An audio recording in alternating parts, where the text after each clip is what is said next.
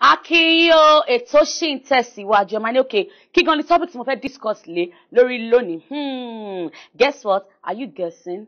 WhatsApp. Àwọn tèmi ní wow! WhatsApp, bẹ́ẹ̀ ni WhatsApp la fẹ́ sọ̀rọ̀ nípa ẹ̀ lónìí. Ó ti pẹ́ mo ti sọ̀rọ̀ nípa via all social media pátápátá, àmọ́ mi ti sọ̀rọ̀ nípa WhatsApp. Mo máa ní why àwọn èèyàn ń pè mí kí ló tí mo fẹ́ sọ̀rọ̀ nípa WhatsApp? Ṣé nítorí pé àwọn èèyàn ń lò gan ni ẹ? Ìkan nínú àwọn àǹfààní ẹ̀ mo ti já yín sí nìyẹn o. Wọ́n lò gan ni. Àmọ́ jẹ́ ká bẹ̀rẹ̀ on top, báwo gan ni WhatsApp ṣe bẹ̀rẹ̀? Àwọn wo náà dá sílẹ̀? Kí gan ni wúlò WhatsApp? Ẹ jẹ́ kọ́kọ́ mú láti bí báyìí.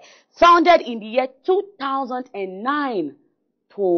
Tẹ́ bá gbọ́ 2009 máa mọ̀ wípé ó ti pẹ́ tí bàbá yìí ti ń rìn, bàbá WhatsApp. Ó ti pẹ́ tí wọ́n ti ń rìn, ó ti pẹ́ tí gbogbo èèyàn ti ń lò. Àwọn wo gan ni wọ́n wá dá sílẹ̀? By Brian Acton àti Jan Koum. Àwọn orúkọ wọn mọ́ bínú, bí mo ṣe ń wò náà níṣẹ́ mọ̀ pé Jan Koum, both former employees, àwọn méjèèjì wọ́n ti ṣiṣẹ́ rí ní Yahoo. Ẹ mọ̀ pé Yahoo too is an application as well. Wọ́n ti ṣiṣẹ́ rí ní Yahoo. Wọ́n wá wọ́n forí korí wọ́n ní òkè kí ló tún kù tá a fẹ́ dá sílẹ̀? WhatsApp lọ ọpọ́n súnkàn àti rí Snapchat àti rí oríṣiríṣi, àmọ́ lọ́wọ́ báyìí ẹni ká ṣe kí ni ká dá WhatsApp sílẹ̀. So àwọn tí mo pè yìí, Brian Acton àti Jan Koum, àwọn gangan ni former employees of Yahoo, ni wọ́n sọwọ́pọ̀ tí wọ́n ní pé àwọn fẹ́ ṣe kí ni àwọn fẹ́ dá WhatsApp sílẹ̀. Ẹni pé ó dùn gbọ́, ó dùn wò, ó dùn lò dáadáa WhatsApp. Ẹ wò gbogbo messages yẹn, mo ì máa já yín sí yẹn. Tó followers ńkọ́, followers náà ò gbẹ́yìn o. Followers ò gbẹ́yìn rárá torí pé kí ni tá bá bí Facebook sọ wípé àwọn ní 417 million followers lórí WhatsApp. Nǹkan tí Facebook sọ nìyẹn pé for WhatsApp we have 417, that's 417 million followers. Nígbà tí wọ́n wo àwọn investors, kí ni àwọn investors sọ? Wọ́n ní àwọn ní 500 million followers of WhatsApp.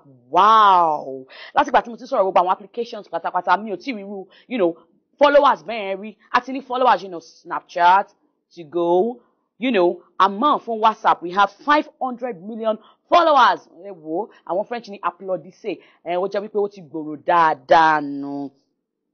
Kí gan làwọn àǹfààní WhatsApp? Ó easy láti download. Yeah, very easy to download. Láì ṣe wàhálà kankan ní WhatsApp o. Nítorí pé tí mo bá fẹ́ open Facebook ad mi, tí wọ́n máa ní what is your email address, your username, a máa ní username, a máa ní eléyìí, your number, so that wọ́n ní gbogbo àwọn 419 wọ́n ní tẹ̀lé yín. Àmọ́ fún WhatsApp kí ni? Tí n bá béèrè lọ́wọ́ ọ̀rẹ́ mi báyìí ní ìsìn pé jọ fún mi, bá jẹ́ ká sáré download ẹ̀ through flash ẹ̀ kíákíá ló máa fún mi ní WhatsApp títí ẹ̀ láì ṣe wàhálà kankan, kò sí béèrè.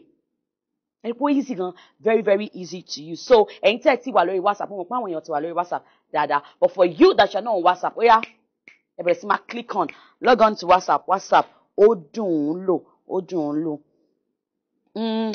Àwọn èèyàn tí ò sí ní Nàìjíríà, àwọn èèyàn wa tí ò sí ní Nàìjíríà, àǹfààní wà fún wa láti bá wọn sọ̀rọ̀ dáadáa lórí WhatsApp one on one, because don't forget pé àwọn ọwọ́ wa àti ojú wa ló ń ṣiṣẹ́ ní gbogbo ìgbà. Ọwọ́ wa àti ojú wa òun ló ń ṣiṣẹ́. Gbogbo àwọn friends wa, maybe Bímpé, Ṣọlá, Táíwò, tí wọ́n fi wá sílẹ̀ ní Nàìjíríà tí àti ráyè bá wọn sọ̀rọ̀, a lè ṣe kí ni log on to WhatsApp and chat with them. Ẹ má gbàgbé wípé Skype náà dá, Skype dá, mo sọ̀rọ̀ nípa Skype náà, ẹlòmíì ní Skype ni mo like. Skype náà dá nítorí pé kí ni rate ẹ̀ ó wà very low láti converse pẹ̀lú àwọn ọ̀rẹ́ wa, ẹ̀gbọ́n wa, mọ́mì wa tí ó wà ní òkè òkun. Ẹ rí i pé gbogbo àwọn applications lọ́lọ́kan ọ̀jọ̀kan wọ́n wúlò fún wa. So WhatsApp náà dá o, gbogbo àwọn messages wa tá a bá fẹ́ bá Bímpé sọ̀rọ̀ kò sí wàhálà, just kíákíá your fingers.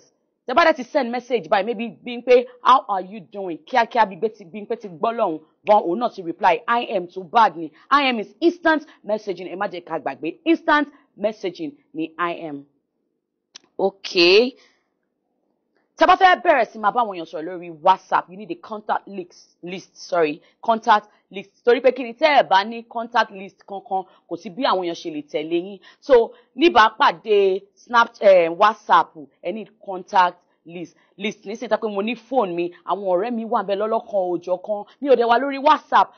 Immediately tí n bá ti log on sí WhatsApp báyìí, àwọn ọ̀rẹ́ mi wọ́n máa tẹ̀lé mi ni, ó máa tẹ̀lé mi ni, ó máa ní hi, so you're on WhatsApp, how you doing? Mo ní I'm fine, it's been a long time, kò sí wàhálà, èmi náà ti join yín náà nìyẹn. So tẹ́ bá ti wà lórí, tẹ́ bá ti ní contact list yín, kò sí wàhálà, àwọn ọ̀rẹ́ yín máa text yín lọ́lọ́kan òjọ̀kan. Mo tẹ̀ tí máa ń sọ gbogbo pé tẹ́ bá sọ fóònù yín nù, tẹ́ bá sọ fóònù yín nù, tẹ́ bá fẹ́ rí àwọn ọ̀rẹ́ yín padà, tẹ́ bá ti gba fóònù yín padà, if you're still on the same line, ẹ wò ẹ kàn máa rí wọn ni tó máa wọlé lọ́lọ́kan òjọ̀kan, long time torí lórí fóònù àwọn ẹ̀yìn máa wà ń bẹ̀, àmọ́ wọ́n máa sọ time tí ẹ ti wà ń bẹ̀ for a long, maybe last scene.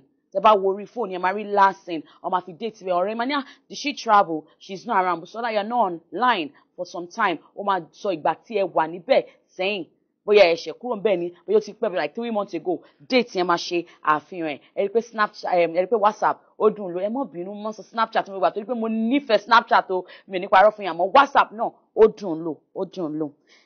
À ń tẹ̀síwájú náà nípa WhatsApp náà nìyẹn.